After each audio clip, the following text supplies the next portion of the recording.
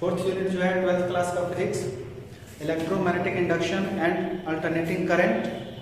तो आज बेसिकली जहाँ तक हम लोग पढ़े थे उससे थोड़ा सा और आगे चलेंगे। लास्ट क्लास में हमने देखा था Faraday law of electromagnetic induction. थोड़ा सा रिकॉल कर देता हूँ। Faraday law of electromagnetic induction की बात जो होती है वहाँ पर सिर्फ इतना होता है कि अगर कोई कॉइल के सामने कोई मैग्नेट को घुमाएंगे या मैग्नेट के सामने अगर कोई कॉइल को घुमाएंगे तो उस कॉइल में करंट आता है। उस कॉइल में जो करंट आता है उसी करंट को हम लोग बोलते हैं इंड्यूस करंट या फिर बोलेंगे इंड्यूस ईएमएफ। उस कॉइल में अगर करंट की बात करेंगे तो इंड्यूस करंट कहलाएगा, अगर वोल्टेज की बात करेंगे ईएमएफ की बात करेंगे तो इंड्यूस ईएमएफ कहलाएगा। तो आज हम लोग देखने जा रहे हैं फैराडे से थोड़ा सा आगे। फैराडे में हमने एक चीज पढ़ा था कि ईएमएफ जो इंड्यूस्ड हो रहा था हमारा वो आपका आया था D phi by D t. गौर कीजिएगा, ईएमएफ जो आया था वो आया था D phi by D t. और फैराडे साहब का जो कहना था ईएमएफ को लेकर के, उसके डायरेक्शन को लेकर के, तो ईएमएफ का जो डायरेक्शन है वो फैराडे साहब के अकॉर्डिंग थोड़ा सा रॉन्ग साबित होता है। तो उस चीज को सही करने के लिए, ईएमएफ का डायरेक्शन देने के लिए एक अलग साइंटिस्ट आएंगे जिनका नाम है लेंज। और बेसिकली इनका नियम दिया हुआ है जिसको हम लोग बोलेंगे लेंज लॉ।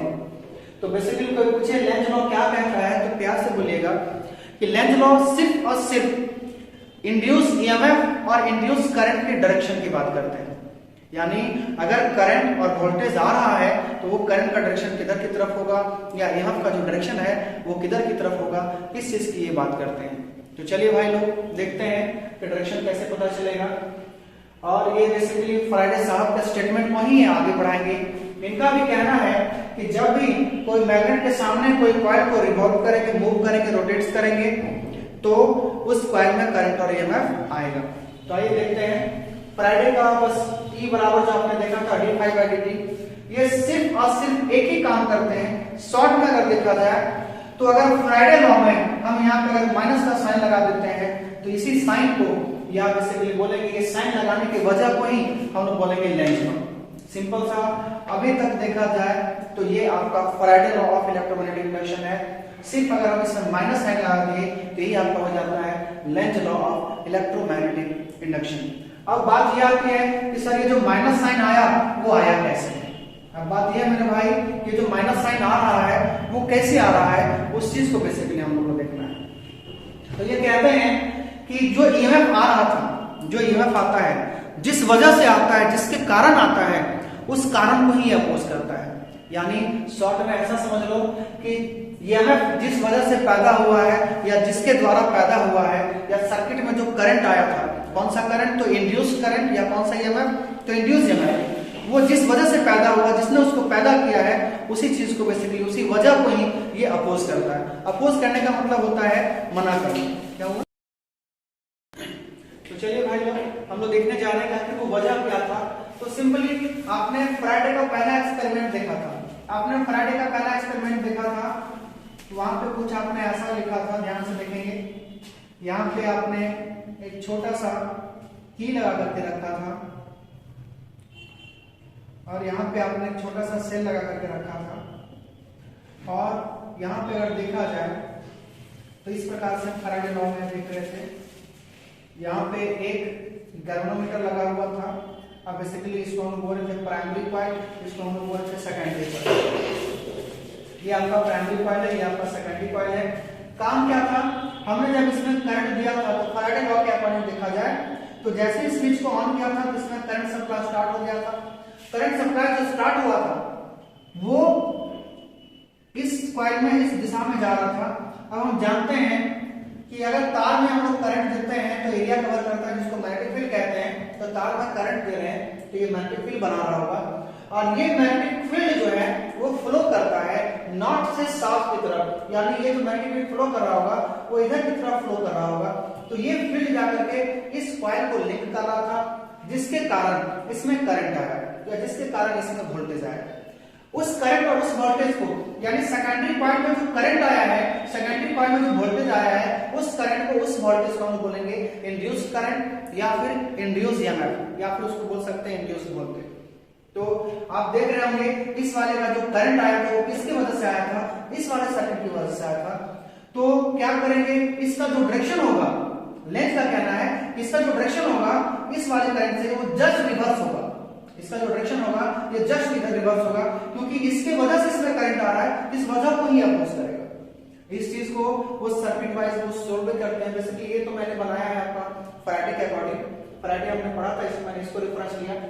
लेकिन फैराडे अपने लेंस जो है अपने लॉ को सेटिस्फाई करने के लिए, अपने लॉ को प्रूव करने के लिए कुछ इस प्रकार का सेटअप लेते हैं। ये कुछ इस प्रकार का सेटअप लेते हैं। एक कॉइल लेते हैं, जरा सा देखेंगे भाई लोग, यहाँ पे इनका एक स्विच लगा होता है, यहाँ पे एक सेल लगा होता है, और यहाँ पे सामने में ये एक मैग्नेट लेते हैं जिसको हम लोग बोलते हैं, यहाँ मान लेते हैं नॉर्थ पोल है, ये इसका साउथ पोल है। करंट सप्लाई करते हैं तो करंट ऐसे बह रहा तो मैग्नेटिक फील्ड ऐसे बहेगा, तो यहाँ पे बेसिकली आ जाएगा नॉर्थ पोल और यहाँ पे आ जाएगा आपका साउथ पोल। याद रखिएगा, आपने मैग्नेटिक फील्ड वाले चैप्टर में पढ़ा होगा, थर्ड यूनिट में आपने पढ़ा होगा कि करंट जो ट्रेवल करता है तो सोर्स के साइड नॉर्थ होता है और जिधर खत्म होता है उधर की तरफ आपका साउथ होता है। तो हम बोल सकते हैं कि अगर इस सर्किट की बात करें तो करंट ऐसे बह रहा है, यहाँ से इधर की तरफ जा रहा है, तो यहाँ नॉर्थ होगा और यहाँ पे साउथ होगा। अब बात आती है कि सर इस मैग्नेट को जो हमने लिया, नीचे में नॉर्थ लिया, ऊपर में साउथ लिया, अगर हम नीचे साउथ लेंगे और ऊपर नॉर्थ लेंगे तो क्या होगा? तो हम देख लीजिए पहले, अगर मान लेते हैं इस जगह पे आप साउथ लेते हो, इस जगह पे आप नॉर्थ लेते हो, तो भाई लोग सिंपल सी बात है, हम यहाँ करंट की बात कर रहे हैं। करंट को इलेक्ट्रिकल एनर्जी कहते हैं, और अगर इलेक्ट्रिकल एनर्जी है तो एनर्जी जो है वो बेस्ड होता है law of conservation of energy पे। लॉ ऑफ कंजर्वेशन क्या कहती है? ऊर्जा को हम ना ही क्रिएट कर सकते हैं, एनर्जी को ना ही हम क्रिएट कर सकते हैं, ना ही इसे खत्म कर सकते हैं, बस इसका एक रूप से दूसरे रूप में रूपांतरण हो सकता है, जिसको हम यूं कह सकते हैं कि energy can neither be created nor be destroyed, it's only transform from one form to another form. तो ये शब्द याद रखिएगा एनर्जी का।